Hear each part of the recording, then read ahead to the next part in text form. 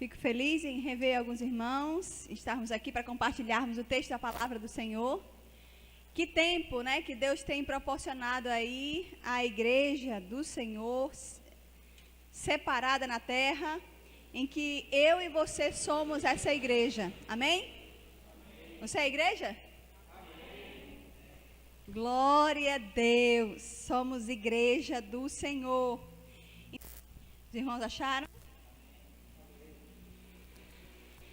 Tito, capítulo 3. O livro de Tito é depois de Timóteo, antes de Filemão e Hebreus.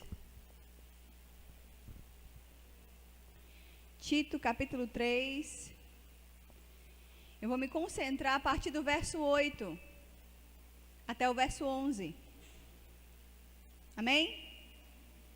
Diz assim o texto da palavra do Senhor. Fiel é esta palavra, e quero que no tocante a estas coisas, faças afirmação confiadamente, para que os que têm crido em Deus sejam solícitos na prática de boas obras. Estas coisas são excelentes e proveitosas aos homens. Evita discussões insensatas, genealogias, contendas e debates sobre a lei, porque não têm utilidade e são fúteis. Verso 10. Evita o homem faccioso, depois de admoestá-lo primeira e segunda vez, pois sabes que tal pessoa está pervertida e vive pecando, e por si mesma está condenada. Vamos orar? Pai, nós nos colocamos essa noite em teu altar, rendidos, Deus, diante da tua presença, clamando, ó Pai, para que a ação do Teu Espírito possa ministrar os nossos corações. Que cada pessoa que chegou aqui essa noite possa ser tocada pelo Teu Espírito, ministrada através da Tua palavra, ó Pai, que possa nos ensinar aquilo que precisamos praticar na vida cristã, que tem como alvo, ó Deus, nos fazer e nos levar para perto de Ti, e nos aproximarmos cada vez mais do Teu Espírito, nos deixando sensíveis à Tua voz, ó Pai, e aos Teus comandos. Obrigada, Senhor, pela Tua presença, e que somente o Teu Espírito tenha liberdade em nosso meio, a ministrar os corações, a dirigir a palavra certa para a pessoa certa. Eu coloco em Teu altar essa noite, em nome de Jesus, e a igreja diz? Amém. Que assim seja para a glória de Deus. Então, trabalhar esse texto de Tito, ele nos traz e nos propõe um tema a esse assunto que eu quero deixar essa noite, que tem como tema a solicitude das obras à altura da vocação daquele que vos chamou. Então, falar sobre solicitude, o que é solicitude afinal? Solicitude é ser diligente, solicitude é alcançar algum fim, solicitude é ter boa vontade, é desejo de atender uma melhor maneira para corresponder a algo. Solicitude é empenho, é interesse, é atenção, é prontidão. Então, falar sobre a solicitude das boas obras, à altura da vocação daquele que vos chamou, é nos colocar diante do Senhor e perguntar: Deus, como eu estou? Quem sou eu em meio a essas obras? Quem sou eu em meio a essa convocação? Quem sou eu nesse lugar? Qual é o objetivo de estar aqui? Qual é a razão de estar aqui? Então, essa carta de Tito, ela traz algumas características peculiares. E aí nessa carta que Paulo escreve a Tito, embora estas cartas em geral elas sejam conhecidas como epístolas pastorais, esse nome ele só veio a ser conhecido lá no século XVIII já. Então, essa característica da carta de Tito, a gente pode recordar isso para nós, para o nosso convívio, para o nosso objetivo e trazer para nós como igreja. Essa ideia de epístola pastoral, ela veio a partir do século XVIII. Nós podemos fazer a aplicabilidade dela para com cada um de nós. Em quem eu sou na minha casa, em quem eu sou como líder, em quem eu sou no corpo de Cristo e na igreja. Então, Paulo passa a Tito, nessa carta, as qualificações requeridas para os líderes da igreja. Quais seriam essas qualificações, o perfil dessa pessoa que anseia por ser um líder na igreja? E Paulo ele desejava destacar aqui por escrito o que já instruía eles anteriormente, os seus assistentes, que era Timóteo e Tito. O objetivo de Paulo era trazer de novo a reflexão daquilo que ele não podia esquecer, né? No caso, Timóteo e Tito. Na carta a Tito aqui acontece uma situação semelhante à que Timóteo já tinha vivido, a que Timóteo já tinha visto. Mas Timóteo ele tinha uma responsabilidade pela igreja em Éfeso, mas Tito ele tinha uma tarefa ainda mais difícil, que era a igreja de Creta. E tinha algumas peculiaridades dessa carta. A carta aqui ela teria ajudado a Tito a ser fortalecido nessa difícil tarefa, que era trazer a exortação para com aqueles que estavam no seio da igreja. Como é que pode fazer, como é que se faz isso de uma forma sábia, que alcance o coração de Deus e nós não sejamos pegos, omissos, pecando diante do Senhor. E aí, com esse objetivo, De Carson ele traz o seu esboço, né, sobre esse livro de Tito. Ele faz alguns esboços e ele começa no capítulo 1, acompanhem comigo aí, do livro de Tito. O capítulo 1, ele vai trazer algumas saudações, Paulo começa dizendo que ele é servo de Deus. Característica essa que ele não traz em outras cartas, porque aqui ele diz que ele é servo de Deus, nas outras normalmente ele traz como servo de Cristo. Servo de Deus e apóstolo de Jesus. E ele traz o fim para qual ele escreve, e ele diz que é para promover a fé, que é dos eleitos de Deus. O objetivo de Paulo a escrever para Tito, a exortá-lo enquanto líder, era dizer para ele: olha, presta atenção, eu sou servo de Deus e apóstolo de Jesus, mas para que eu sou?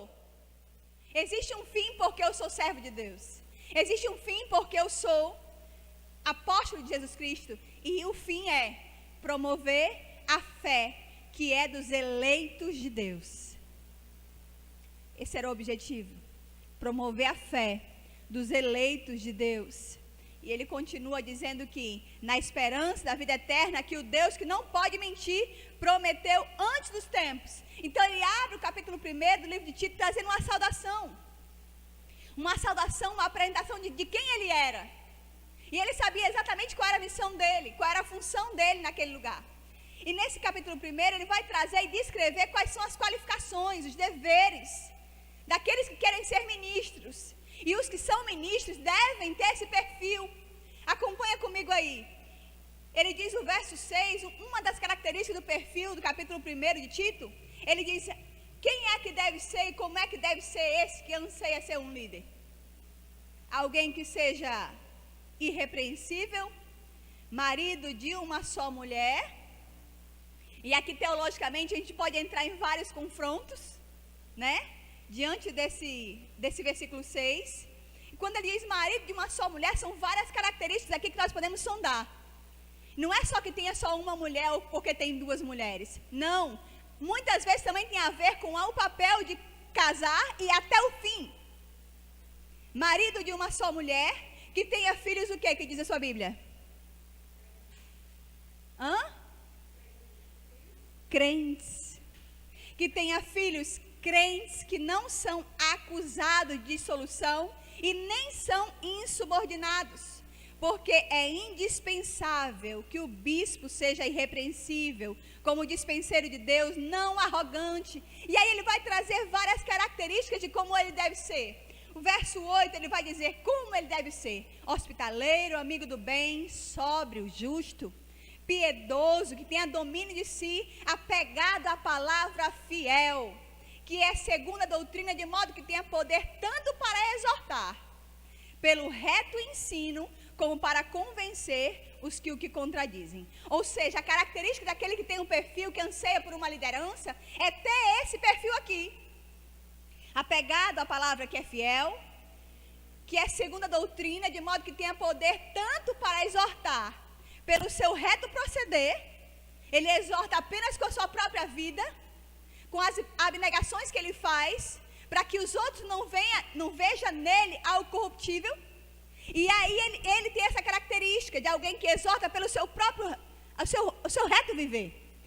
E ele continua dizendo, não somente pelo reto viver, mas seja capaz de ensinar, capaz de confrontar quem precisa ser confrontado pela palavra. Mas em compensação, a graça de Deus não nos dá liberdade de ver como a gente quer. A graça de Deus nos conduz a termos uma vida santa e irrepreensível. Aleluia. E aí, nesse verso 11, quando ele diz, portanto, a graça de Deus se manifestou. Para que ela se manifestou?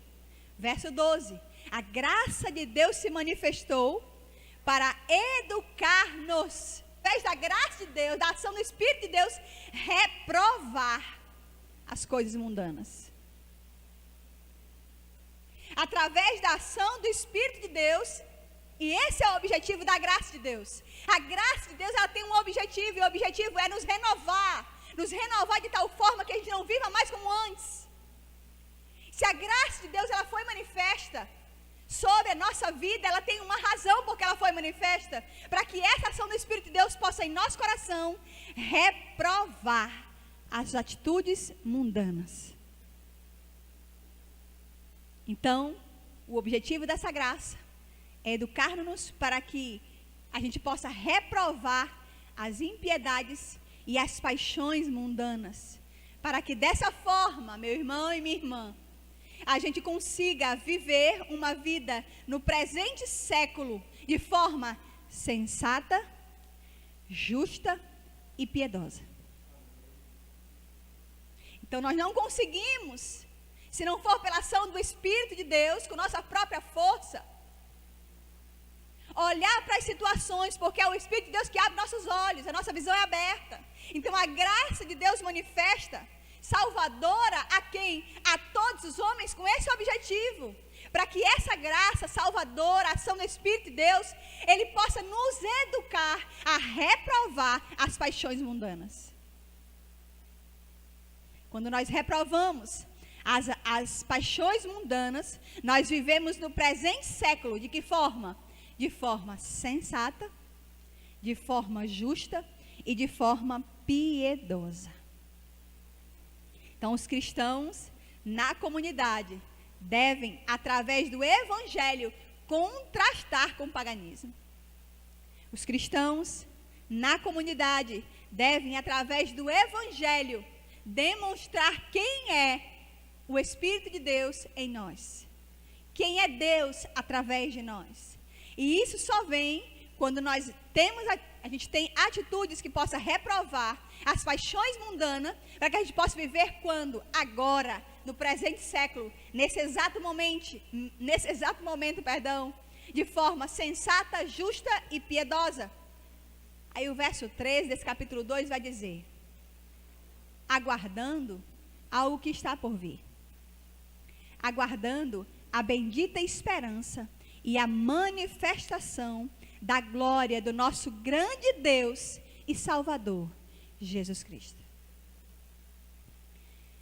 Se a gente vive com o nosso coração entendendo que a graça de Deus se manifesta salvadora com um objetivo, o objetivo de nos resgatar para que a ação do Espírito de Deus possamos reprovar as coisas do mundo, reprovar as atitudes, as paixões mundanas, e a gente possa desse formato viver de forma sensata, justa e piedosa, para quê? Para que a gente possa aguardar no presente século, agora, nesse momento, Jesus Cristo voltar.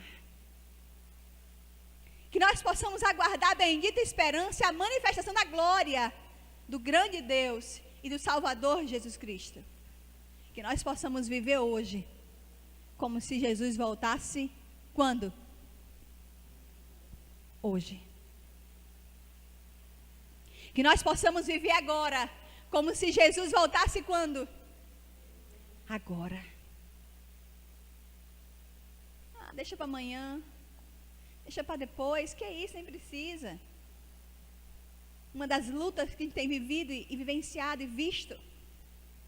Louvo a Deus hoje pela presença da grande maioria dos irmãos aqui. Uma luta para sair de casa.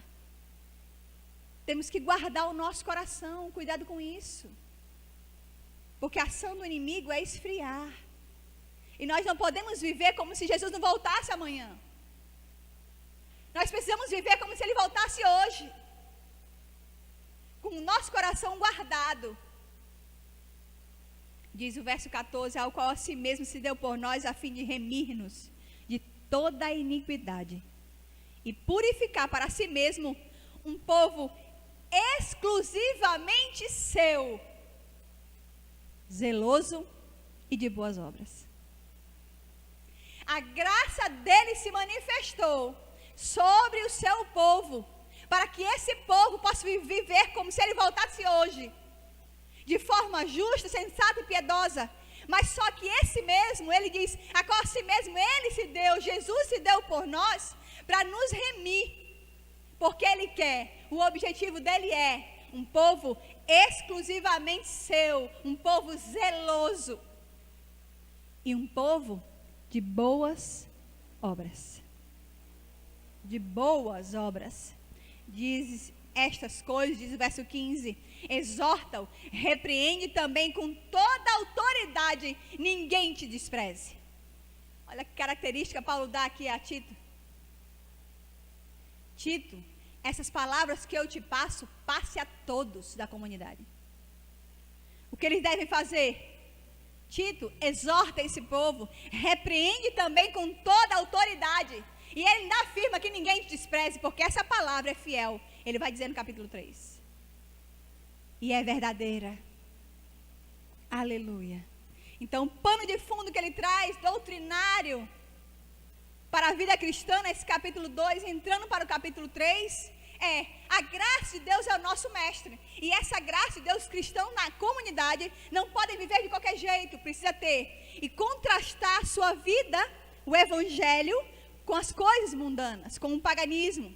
Então a graça de Deus não é a ideia principal, mas revela o comportamento que resulta dessa graça. Se um comportamento não resulta dessa graça, o resultado não é positivo, não é de uma pessoa justa, não é de uma pessoa piedosa, não é de uma pessoa sensata, significa o quê? Tem algo de errado com esse que diz que tem o Espírito de Deus em si. A correspondência deve ser verdadeira. A permanência é fatal, é total. Paulo ele mostra aqui um bom equilíbrio entre as gloriosas expectativas futuras dos cristãos e suas responsabilidades do presente. Então, a glória, a perspectiva que o cristão deve viver do futuro, deve ser sim, de tudo que está por vir, continuar crendo na esperança, acreditando que virão dias melhores por causa da presença de Deus. Esse é o papel de todos da comunidade, mas só que a gente não pode esquecer da responsabilidade que temos agora. A gente tem que viver de forma com responsabilidades no presente. Quem sou eu no meio da igreja? Quem sou eu no meio do corpo de Cristo? Quem sou eu? A expectativa da volta de Cristo é fundamental para aquele que diz que tem o Espírito de Deus. A expectativa da volta, do retorno de Jesus, ele é fundamental. E aí,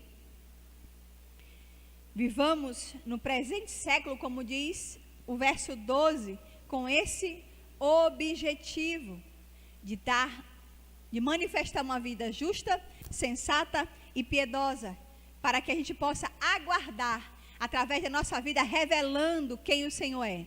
Aguardando sim.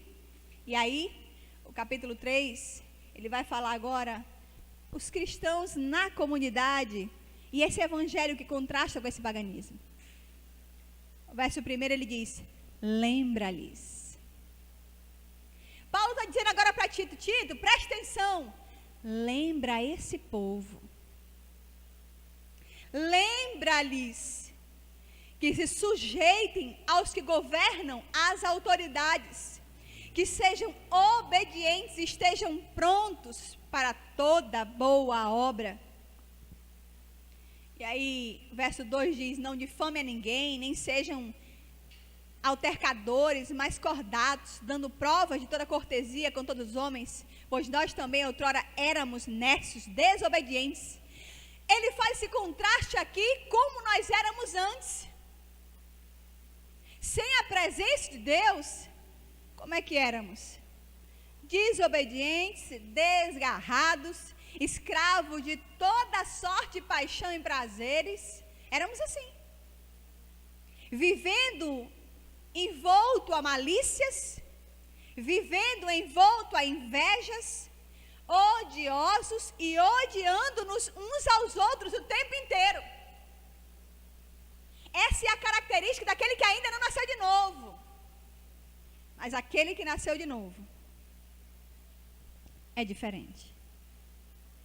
Aquele que tem em si a manifestação dessa graça, a graça renovadora, já não vive mais do mesmo jeito. Diz o verso 4: quando, porém, se manifestou a benignidade de Deus, nosso Salvador, e o seu amor para com todos, não por obras de justiça praticadas por nós, mas segundo a sua misericórdia, Ele nos salvou mediante o quê? O lavar regenerador e renovador do Espírito Santo.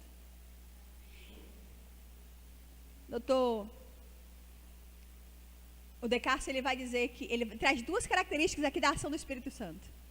Primeira, o lavar regenerador, e o segundo, o renovador. A ação do Espírito de Deus tem duas coisas: o regenerar e o renovar. É papel do Espírito de Deus. Então, nesse verso 5, a expressão aqui imediata do lavar regenerador e renovador do Espírito Santo é uma combinação de termos que apresenta aqui dois aspectos. A regeneração. A regeneração é a entrada na nova vida. A regeneração é o processo que acontece quando aquele é visitado pelo Espírito de Deus. Esse é a ação regenerativa, é a entrada na nova vida. Já não é mais quem era antes, já não fazia mais, não praticava mais o que praticava antes. Então, a ação do Espírito de Deus tem duas funções. A primeira, que é regenerar, trazer mudança de vida, não é mais o que era antes, agora é uma nova vida. Primeira coisa. E a segunda, que é renovar. A ação do Espírito de Deus, ela renova, ela é a efetivação, ela é a efetuação de uma nova vida. Quem é que nos firma na presença de Deus? O Espírito Santo. Quem nos firma dia após dia é o Espírito Santo. Quando? Quando nós erramos alguma falha, Ele ministra nosso coração, fala conosco: opa, devo voltar, devo retornar. Essa expressão da regeneração, que é a entrada na nova vida, mas como também a renovação. Então, quem permanece e sustenta a crente é quem? É o Espírito de Deus. Não é eu, nem é você. Quem sustenta a crente é o Espírito Santo. É Ele. Então, essa combinação de termos que Paulo traz acerca das práticas da justiça, que ela deve ser em nós, segundo a sua misericórdia, misericórdia de quem? Do Senhor. Por causa dela, Ele nos salvou mediante duas ações do Espírito de Deus. Primeiro, o regenerar, que é nos dar o acesso à nova vida. Já não é mais aquilo que eu era antes, meus olhos já são abertos, eu não consigo mais ver como eu via antes. Mas como também o sustentar. A efetivação é papel dessa renovação do Espírito de Deus.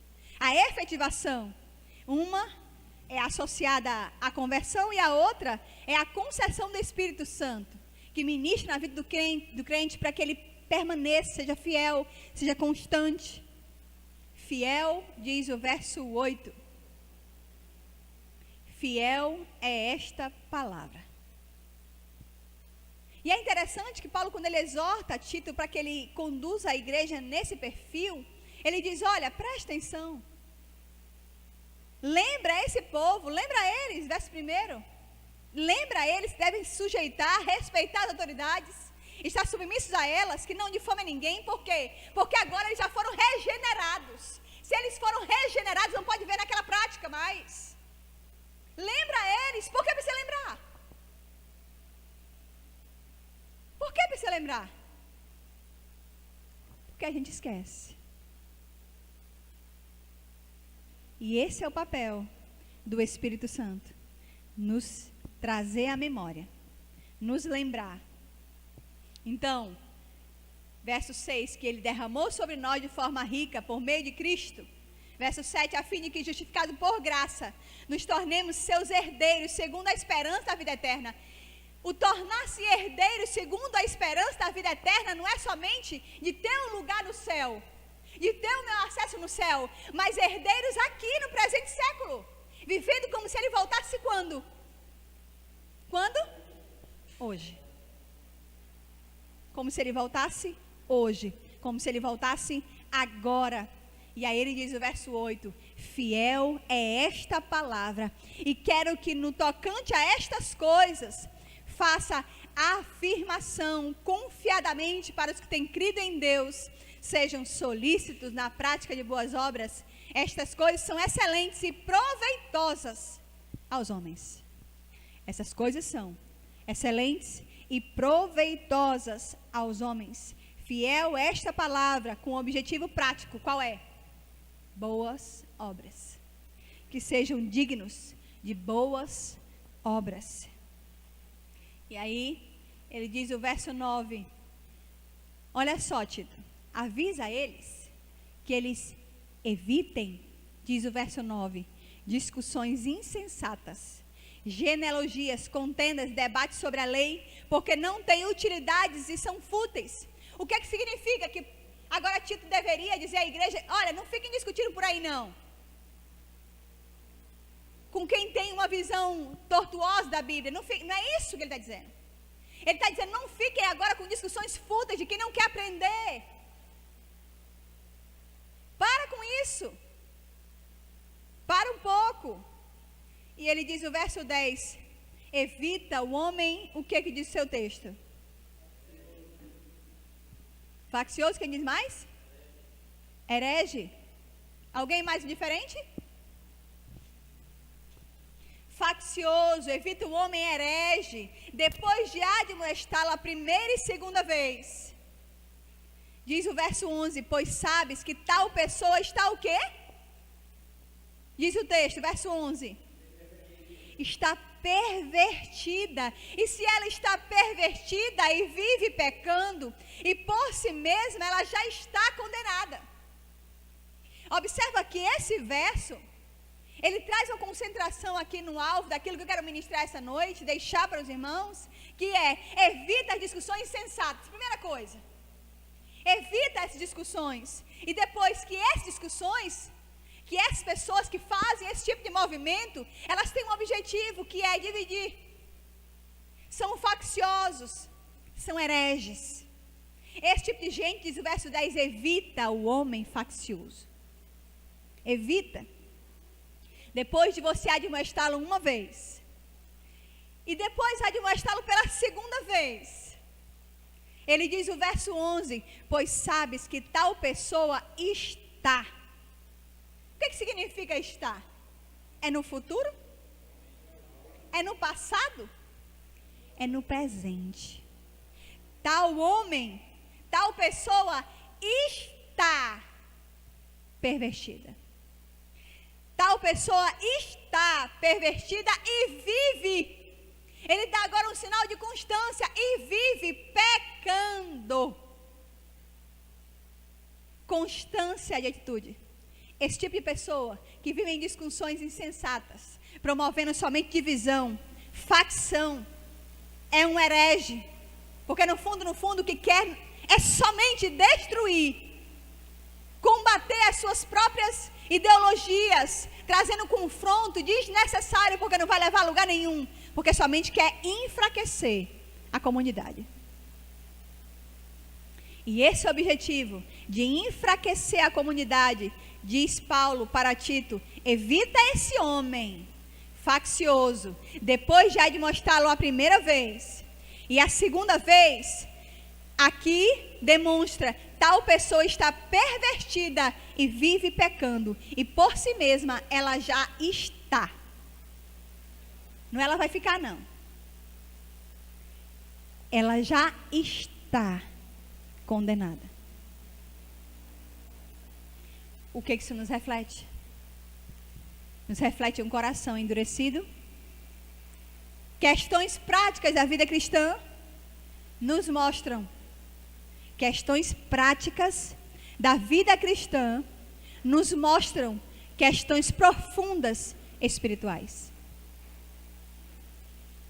Se na sua prática conviver com pessoas desse tipo, em meio à comunidade, que tem esse sentimento faccioso, de divisão, de trazer contenda, discussões insensatas, você vai lá, vai até ela, admoesta a primeira vez, chama atenção. Não escuta, passa-se o tempo, você vai lá e admoesta ela pela segunda vez. Não quer conserto, não quer mudança. Diz o texto, pois sabes que tal pessoa está. Ou seja, ele não está ensinando aqui, brigue de novo.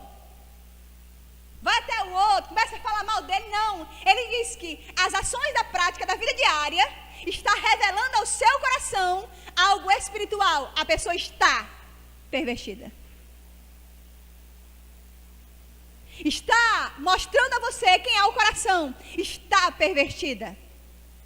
E se está pervertida, automaticamente ela vive pecando. Aquele que tem um coração endurecido, não se rende à palavra de Deus. Não se rende é porque está em seu coração totalmente pecaminoso. E se está pecaminoso, não vai lhe ouvir, sabe por quê? Por causa da dureza de coração. Então a dureza de coração, aquele que vive pecando por si só, diz o verso 11, por si mesma já está condenada. Não precisa de ninguém condenar mais. Já está condenada. Então, na prática da vida diária, exorta alguém que você vê com atitudes pervertidas, e essas atitudes demonstram para com você infidelidade à palavra de Deus, você vai lá e exorta com a palavra de Deus. Não ouviu, passa o tempo, repete as ações. Você vai lá pela segunda vez e faz o que de novo? Você exorta de novo. Com a palavra de Deus. Exortou pela segunda vez com a palavra de Deus e a pessoa não quis te ouvir e continua na prática. O que é que o Espírito de Deus está te mostrando?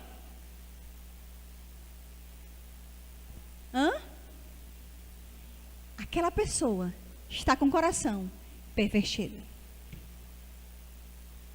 Se o coração está pervertido, significa que ela vive na prática do pecado. E se vive na prática do pecado, por si mesma está condenada. Então, se está por si mesma, está condenada. Diz o verso 14. Agora, pois, quanto aos nossos. Agora, Tito, quanto aos nossos, que aprendam também a distinguir nas boas obras a favor dos necessitados, para não se tornarem infrutíferos. Então Paulo está dizendo, olha Tito, presta atenção, ensina isso à comunidade, lembra a eles. A ação do Espírito de Deus sobre a vida de alguém manifesta, vai trazer sobre ele uma mudança de vida, ele não é mais o mesmo. Ele vai viver de forma justa, sensata, vigiando seu próprio coração, suas atitudes, não mais como antes, mas agora uma nova pessoa, regenerado pelo Espírito de Deus, mas também renovado pelo Espírito de Deus quando? Sempre. Sempre. E se ele é renovado pelo Espírito de Deus, e aí Paulo diz a Tito, agora presta atenção, a esses aí, preserva, guarda, sustenta, por eles ama, por eles faz, por esses. Agora, aqueles facciosos, não. O Espírito de Deus está te mostrando, através da atitude prática diária, que o coração está endurecido. Se o coração está endurecido, você não pode fazer nada. Nada. A não ser orar. A não ser orar. E essa atitude de orar impõe sobre o outro um clamor do Espírito de Deus. E aí ele encerra nesse verso 14 dizendo, quanto aos nossos, ou seja, daqueles que fazem parte da comunidade, daqueles que são realmente, que refletem a glória de Deus, daqueles que são cristãos de verdade, daqueles que se mantêm fiéis, desses. Aí ele diz: quanto aos nossos, que aprenderam também a distinguir nas boas obras, a favor dos necessitados, não somente se tornarem infrutíferos.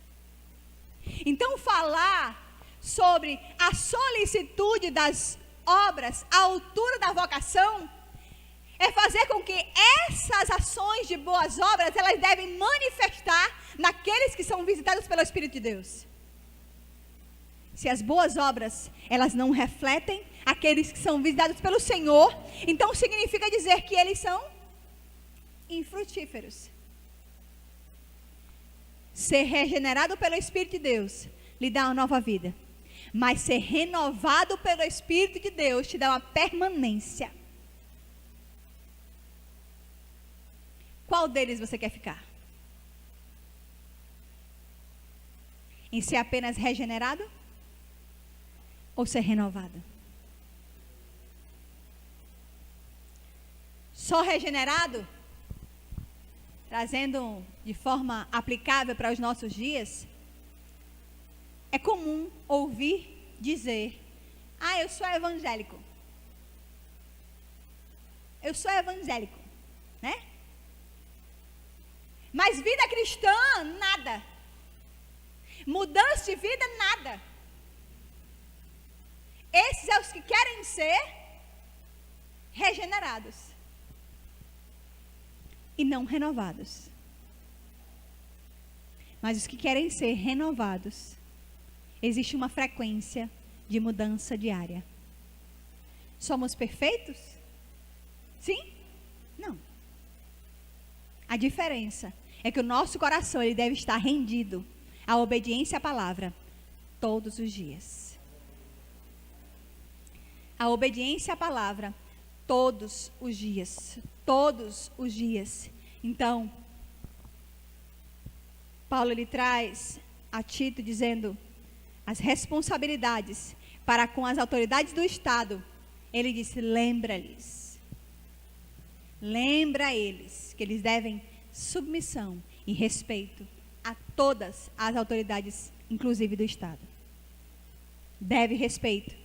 E outro contraste que ele traz, que está nas mãos, nas ações, de misericórdia de Deus, que deve corresponder. A misericórdia de Deus no coração daquele que serve ao Senhor deve corresponder à atitude cristã diária dele. Mas só que essa atitude de misericórdia, ele diz, deve-se ter para com aqueles que são da comunidade, mas se rendem a esse desejo. Aqueles, como ele chama, do homem faccioso, ele diz, não, presta atenção. Se é no seio da comunidade, falhou a primeira, tem atitudes perversas a segunda, chama, exorta, chama atenção mais uma vez, e não quer renovação, saiba, Deus está te revelando algo espiritual, da profundidade que está o outro. Desses, ele diz, não esteja junto. Desses, ele diz, ele revela para você, está em pecado, se está em pecado, não viva junto. Não viva junto. E ele encerra dizendo, quanto aos nossos, esses devem distinguir o que é boas obras das atitudes reais de boas obras, para não se tornarem infrutíferos. Então, pessoas com essas características devem ser evitadas. Pessoas com características que têm difamação em seu coração, devem ser evitadas. Se devem ser evitadas, significa o quê? Que ela pode me conduzir. Se elas devem ser evitadas, significa que ela pode me conduzir. Por isso que eu preciso da renovação de quem? Do Espírito de Deus. Eu preciso dessa renovação. E é essa renovação, meu irmão e minha irmã, que nos mantém de pé. Fique de pé no seu lugar, vamos orar. Eu não sei como você entrou por essas portas. Eu não sei como você chegou até aqui. Mas eu queria que você se colocasse diante do Senhor o seu coração. E clamasse ao Senhor nessa hora. Clamasse a Deus pela renovação do seu espírito. Não sei se você anda triste, abatido, inquieto, sem solução para muita coisa. Eu não sei se você anda triste. Eu não sei se você anda inseguro acerca do dia de amanhã. Eu não sei se você anda abatido com o que está acontecendo na atualidade.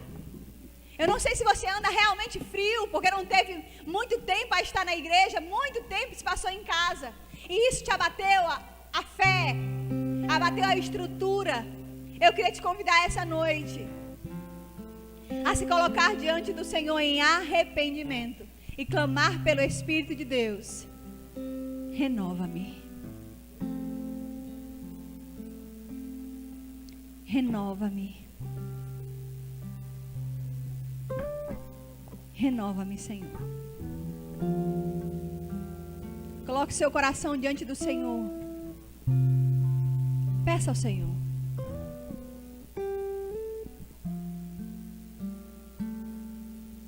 Renova-me, Senhor. Eu não quero permanecer do mesmo jeito, eu não quero fazer as mesmas coisas.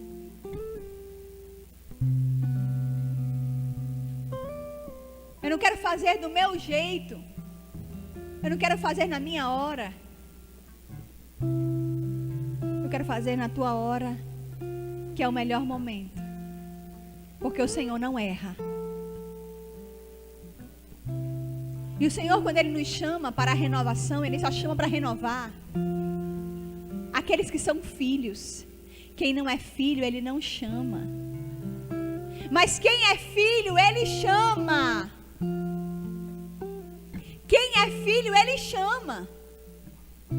Para renovar os seus filhos e trazer alegria, trazer prazer.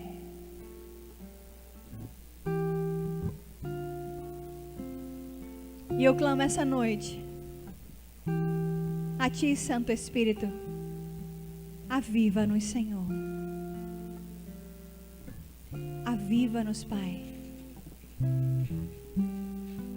Quero colocar em Tuas mãos cada vida aqui, ó Pai, que tem orado, clamado em Teu altar, que o Senhor possa tocar em suas vidas, que ao saírem daqui saiam renovados pela Tua presença, ó Pai, a viver uma vida diferenciada, firmados no Senhor, porque é o Teu Espírito que nos firma, não é ninguém, nós não dependemos de ninguém. Mesmo quando há frieza, mesmo quando há tristeza, mesmo quando há solidão, nós não dependemos de ninguém, porque é o Espírito de Deus que nos sustenta. É Ele. Peça ao Senhor, Espírito de Deus, me sustenta. Espírito de Deus, me sustenta. Espírito de Deus, nos sustenta, Pai.